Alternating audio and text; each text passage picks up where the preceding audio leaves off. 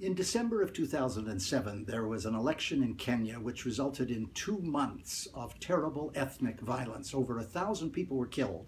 Over 1,000 women were raped in horrific circumstances.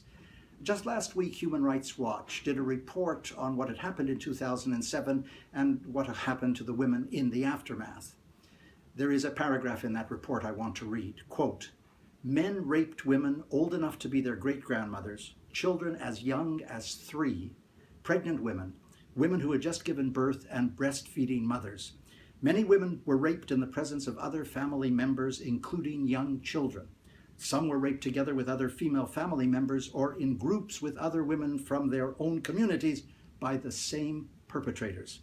Sometimes family members were forced to rape their own relatives."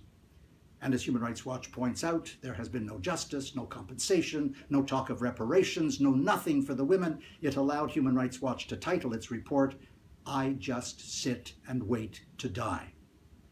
In 2008, in Zimbabwe, between 2 contested elections in the middle of the year, President Mugabe unleashed his youth corps and his war veterans to rape women solely because they supported the opposition party. A women's group within Zimbabwe came to AIDS Free World for help. We got involved, and subsequent to the raping, we took affidavits, we assembled affidavits from nearly 100 women, proving conclusively crimes against humanity. Now, we ultimately published it in a report, which I have with me, called "Electing to Rape: Sexual Terror in Mugabe's Zimbabwe." You can't get justice in Zimbabwe. We turn to South Africa, the adjacent jurisdiction, because they have a principle, a legal construct called universal jurisdiction, where you can indict and try perpetrators from another country because South Africa has incorporated the International Criminal Court statute into its domestic law. So far, we haven't been successful, but we're going to keep at it because we're determined that these women should receive a modicum of justice at some point in their lives. But it always happens whenever there is electoral turbulence. So today, as I'm taping this commentary, there's an election to elect the president of Uganda.